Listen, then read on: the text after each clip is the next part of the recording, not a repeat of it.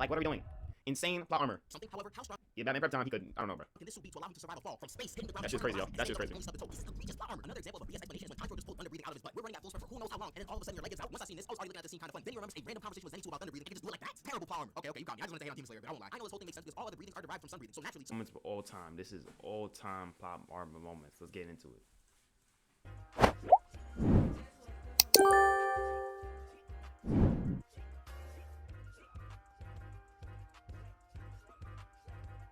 according to Google, plot armor is defined as the phenomena in fiction whereby the main character is allowed to survive dangerous situations because they are needed for the plot to continue. It's common to hear people referring to characters having plot armor when they are able to succeed in certain scenarios that should almost guarantee a failure. So in today's video, I want to talk about some of the more infamous cases of plot armor I can find in fiction, with each case ranging from minor offense to completely asinine. But first, I think we need to understand what can actually be considered plot armor. After all, a singular definition can only do so much. Plot armor can extend to a lot of different situations, whether it be a character winning a fight they should have lost or escaping certain death. Shoot, some people see power-ups as a form of plot armor, but something that gets misconstrued is the fact that characters will need at least a little bit of plot armor to keep the story going. We are all aware that at least half of these series goals is to stop a villain by the end of the run, so it's only natural to have characters push past improbable circumstances or just not take as much Yeah, I think I got plot armor. It not only creates tension, but also keeps characters available for more plot lines later on. And besides, I think we can all imagine how a series without plot armor would look like. Yes, I'm looking at you. And in my opinion, the problem isn't necessarily just characters conveniently winning impossible fights or getting power-ups. The problem lies more so in the reasoning behind said conveniences. You can easily justify power-ups if it makes sense and is consistent with the story. Naruto has been seen losing control over the Nine Tails when emotions are running high, so we should not be shocked when he gets stronger when those conditions are satisfied. The problem with plot armor arises when a character has something go their way with no explanation. With no explanation, we just have to take what we're seeing for face value. No security in the club.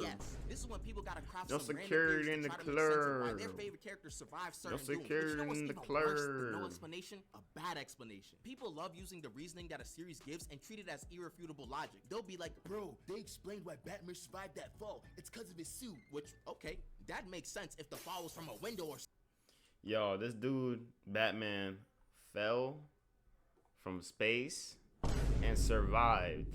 Mind you, not a single parachute he had. He fell from space and survived. Like, what are we doing? Insane plot armor. something. However, how strong Yeah, Batman prep time, he could, I don't know, bro. can this suit be to allow him to survive a fall from space, hitting the ground That at shit is terminal crazy, yo. velocity, and That shit standing is up like crazy. he only stubbed the toe? This is egregious plot armor. Another example of a BS explanation is when Tanjiro just pulled thunder breathing out of his butt. We're running at full sprint for who knows how long, and then all of a sudden your leg gives out. Once I seen this, I was already looking at this scene kind of funny. Then he remembers a random conversation with Zenitsu about thunder breathing and can just do it like that? Terrible plot armor. Okay, you caught me. I just wanted to hate on Demon Slayer, but I won't lie. I know this whole thing makes sense because all other breathings are derived from sun breathing. So naturally, someone who has sun breathing can also do the other breathing techniques fairly easily. The explanation checks out, but this is one of those cases where I just have to accept that a lot of the theatrics were done for Alright, I'm gonna go play my game, but if you stream tomorrow, I'll watch. If I wanted to talk about plot armor and time, Appreciate you, Gango. Appreciate you. Appreciate you. We're gonna go live every day. We're gonna be streaming every day. Every gosh dang day. That's what I'm saying. Share you my relay. Comment relay. $180 billion cut to Medicaid. I can ignore these moments because they are ultimately a net positive for the series and aren't really Ooh, I am It's a bit promoting harder myself to ignore on. the plot armor Hold of up, someone y'all. like Reiner from Attack on Titan. I feel like it was established fairly early on that he wasn't like that when it comes to the Titan shifters. Eren was beating him in their first fight and was going to actually win if not for Burrito's interference. Seeing him get dog walked by Burrito? Eren, who wasn't even that experienced at that point, was enough for me to realize that Reiner was not built for any of these battles for real. And it turned out that those thoughts were not even headcanon. He was dead, not even meant to be on this mission. So anytime I see him have a near-death experience, I just kind of roll my eyes. His existence after the second season is kind of mind-boggling. I know he's a Titan shifter, but seriously, some of these things he's surviving surely bring up at least some questions. Realistically, when Levi caught Reiner and stabbed him twice, he should have been cooked. And we'll ignore the fact that Levi had enough time to stab him twice, but not slice off his head for some reason. We'll ignore that. Not like it would have mattered anyways. One of the places Levi hit was the neck, and Reiner didn't even struggle to transform. This is when we learned that he transferred his brain's consciousness to the rest of his body to transform. Okay. What? And he does it again when he's able to regenerate after his head gets blown off. I mean, like, sure, it's explained, and it's not really a bad explanation either. And Loki just feels like we really need Reiner to survive. So let's let him have this one thing so he doesn't get absolutely cooked in these battles. He's a But fine, Titan, whatever. so I can get over myself. But this type of stuff happens so often throughout the series for him. People even meme him by calling him the plot armor Titan. It feels like Reiner's whole existence has been him being unable to plot die. armor Titan is Yeah, crazy. That's right. Jaden, that's kind of like one of the main points of his character. Still plot armor though. Another wild case of plot armor was Luffy versus My Crocodile. goat. I feel like this is one of the more blatant examples of a character. My having plot goat, armor. yo. Luffy was no match for Crocodile. Crocodile was untouchable in this fight. Literally, this fight was honestly just a showcase for all of Crocodile's abilities. No, this no, was no, the no. first fight Luffy straight up lost. The reason why, look, no. This was definitely plot armor. But wait, let's see what he says. Look. He got stabbed in the torso because of it. And what did we even expect? He fought Crocodile in a freaking desert. This man Luffy was battered, bloodied, and abandoned in a ditch. There was no debating it. Luffy was dead to rights here. But then at Death's doorstep, Robin comes to save him because of plot. Okay, what do you want me to say? That was plot. I ain't gonna lie. This is insane amounts of plot. We can say that Robin was curious because of his initial D, but at this point in the story, Robin was not a Straw Hat. She had no reason to help Luffy for real. So this just happened to make sure Luffy stayed alive for the rest of the story. But I'm fair, I'll let that one slide because it's the main character. This isn't even the worst piece of plot armor in Alabasta, and I think we all know who I'm referring to. It's our avian friend, Pep. This dude, bro. This dude. Yo. This dude, he's gonna say, got hit with a nuke. Literal nuke. Enough to blow up an entire island. Bikini Bottom, if you will, right? An entire nuke. And you could literally see, and you could literally see that this is insane levels of plot armor. Just watch. A nuke, a freaking nuke, dude. Like, there's no rhyme, there's no reason, there's no nothing. If you have a nuke, there's just you're dead. You should be dead. I've watched so much movies. You should be dead. What? Is this a flashback or something? Why is he still alive? Pell should have been in someone's air fryer at this point. The only way the bomb could have had a cleaner literal air fryer. Ate the dang thing. Mind you, this bomb was getting hyped up a lot throughout the last parts of the arc, and Pell just comes out of it unscathed, no explanation. I dare one of you guys to give me a good explanation as to why someone could survive this. And I'm gonna tweak out if someone talks about him being a peregrine falcon. And before I get into one of the main perpetrators of having plot armor, if you're enjoying this video so far and you're new, you might as well subscribe. Chat. Matter of fact, Anyways, if you're enjoying this reaction, if you're new, you might as well subscribe. I ain't playing. Subscribe right now to whatever channel you're watching this. Unless this is not a clips and not a live and not memes, watch react. Hero Batman. And I've already touched upon him in this video. Mr. Wayne. Mr. Wayne. You're a fraud, Mr. Wayne. You're a fraud. You're quite likely a fraud, Mr. Wayne. It makes sense why it happens, but it's still BS. I like their fight in Justice League War because it goes how we expect it to go. Yeah, my way. Yeah, I'm Batman. Okay, I'm Batman. I'm Batman. I'm Batman. I'm Batman. You Batman. I'm Batman. He Batman.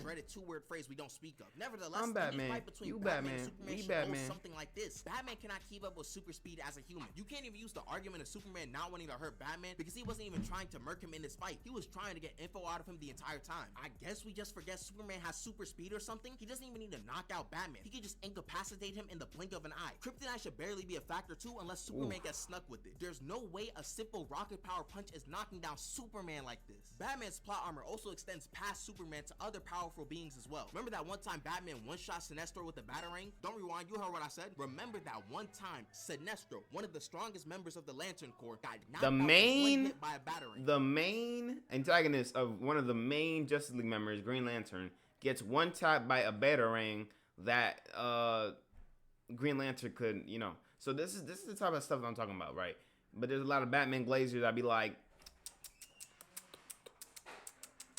no, dude, this is crazy. This is actually insane. You can't defend this. You cannot defend this. Can't defend this. You just can't defend this. There's no defending. There's no defending. Not at all. Beating up people like Dr. Doom and Wolverine, cause that makes sense. With that type of plot armor, give me 5 months and a bunch of. Not a single amount of defending can literally appreciate or abbreviate this. Not a single amount of defending could do that.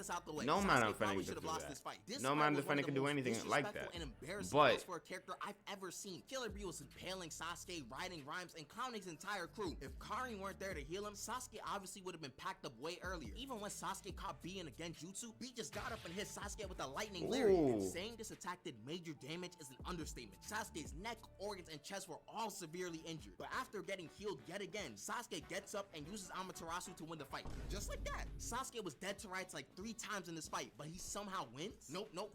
Killer Bee is so goated, bro. I love Killer Bee and I love that fight. The suspicious going on over here. Like, this isn't even me trying to call Sasuke weak. There just should have been another way to showcase Killer Bee's strength without Sasuke dapping up the Grim Reaper every 5 minutes. The way it was done originally makes it look like Sasuke has crazy plot armor. Switching up the media again, I want to look at a popular movie series that is riddled with plot armor. It's the Karate Kid series. The Mr. Miyagi meat writer himself. Nah. I ain't gonna lie. This dude, Johnny, right? Johnny literally knew karate for years, y'all. For years. And then this dude who's about the same age learns it in like 6 months and beats him? That makes no sense. Stop it right there. Come on, man. Like 2 of these finals in these movies. This is absolutely outrageous. Absolutely outrageous. No amount of anything could really fix that. This is just pure outraging. Outrageous. All expect at this point. Come on now. That's not the worst case in the series. In the final movie of the trilogy, Daniel was flat out losing the entire time in the finals, and this was the plan, to make sure Daniel knows pain. However, it only took 1 moment for Daniel to focus, and he scores a point on the guy who was thrashing him the entire fight. I know he was scared before, so it was affecting him in the fight, but I refuse to accept that being the only thing that changed. Matt was beating him consistently throughout the movie, and it wasn't really close either. But 10 seconds of kata and a speech from Mr. Miyagi changed that? Either Matt Barnes is dumb as bricks, or Daniel LaRusso was just that much better at karate than him. So yeah, Matt Barnes is just dumb as bricks. And contrary to popular belief, plot armor also exists in real life. Let me paint the scenario for you. Imagine in the One Piece universe, pirate crews were able to trade crew members between each other. Imagine after Wano, after Luffy just beat one of the Emperors of the Sea in Kaido, Zoro looks at him and says to himself, yeah, I don't think this guy can lead us anymore, so I'm gonna send him somewhere else. And then in the middle of the night, Zoro talks to Shanks of all people and trades Luffy for Ben Beckman without telling any of the other Straw Hats. He also just throws Usopp in the trade because why not? What I've just described to you is the best analogy I can think of when explaining the Luka Doncic trade. God dang it, bro. The trade makes no sense. Are we really doing this, no man? justification for it besides plot armor. It's the only thing that can make sense.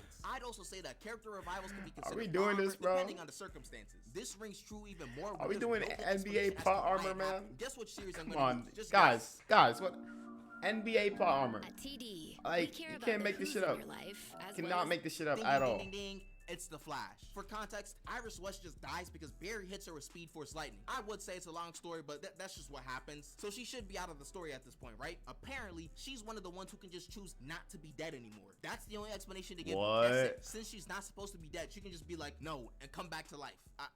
Okay, this last portion of the video was a bit personal to me, and I'm honestly wondering if this even counts as plot armor. I'm not gonna directly spoil the series I'm talking about, but if you find yourself reading into clues too often, skip to this time in the video. Actually, you know what? I'm just gonna spoil the series, so skip to the time. Nobara's revival at the end of the manga, it felt like plot armor was on the hero's side, and I knew this would happen. This shit that literally came out of nowhere, man. In 5 chapters, I said that it's probably gonna get rushed, which basically anyone could see coming. Yet when Nobara came back in the next chapter, I saw people saying that it was done well because of foreshadowing. Just because something got explained doesn't mean it was done well. She wakes up like 20 minutes before the fights end and helps Itadori deal the finishing blow. The reason why I think it looks so crazy is because if the anime adapts the manga 1-to-1, Nobara's gonna show up like 1 minute before the fight ends and then just help deal the finishing blow, and then Sukuna's done for. Does that not look like plot armor? Hypothetical time again. Imagine during the Namek saga, after Vegeta got done coughing up blood every 5 seconds, he was buried by Goku with this condition unknown. Events in the rest of the arc could go as normal as they can without Vegeta, but anytime we mention him, people are just extremely vague about his whereabouts. Like Shenron is shrugging his shoulders if they try to wish him back. Fast forward to the Cell saga, and things happen as close as they possibly can get to the original series without Vegeta being there. That means Cell gets his perfect form, the Cell games still happen, go on, transform, Goku dies, etc, etc. Then during the final beam clash, when Cell looks like he's about to win, boom, Vegeta shows up and sneak attacks Cell, allowing Gohan to win. And the so-called foreshadowing is characters being super cryptic about his whereabouts. Would it technically make sense? Yeah. Would it be done well? No, not at all. You would say that Gohan has plot armor if something like that happened. That's somewhat similar to what happened in JJK. Like, yes, I was happy to see Nobara return, but we gotta be real with ourselves sometimes. It being done like this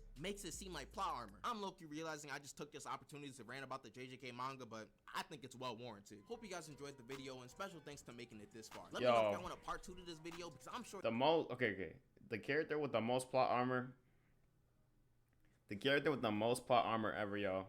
And I'm gonna say this right. I'm gonna say this. The character with the most plot armor is Purple Guy. Let's talk about it. This dude, Purple Guy, y'all. He survived everything. He survived getting burned. He survived getting amalgamated, crushed, bleeding to death. He survived bleeding to death. He survived getting crushed. He survived getting stabbed. He survived getting burned. He survived getting burned again, I think, and then another burning, and then another burning, and then he literally survived through CPU in the computer. Bro's brains and guts got on the CPU, and it made him to survive. Guess what? Burning to death. It made him survive burning to death. Like, this dude, William Afton, the plot armor is just insane, y'all. Please go look at FNAF history. You see this man die the same way 5 times. And like...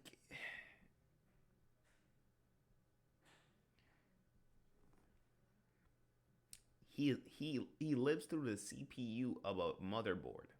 He lives through the motherboard. His ashes went on the motherboard. Are we serious right now? Then this dude becomes Springtrap once again. Just to get, guess what? Burned again. Like, is that not crazy? I mean, I'm pretty sure, I think it's like, it's supposed to be a mimic copying, like, Afton, but, like, even so, it's still the same villain. It's still Afton. Bro lived so much, he had to create a whole clone just to live. Think about it. Like, that's insane. God dang, bro. FNAF is crazy, bro. FNAF, the lore of FNAF is crazy. But yeah, that's my plot armor, people. I'm gonna end this recording with Psalm 46:1. God is our refuge and strength, a very present help in trouble. Amen. Amen.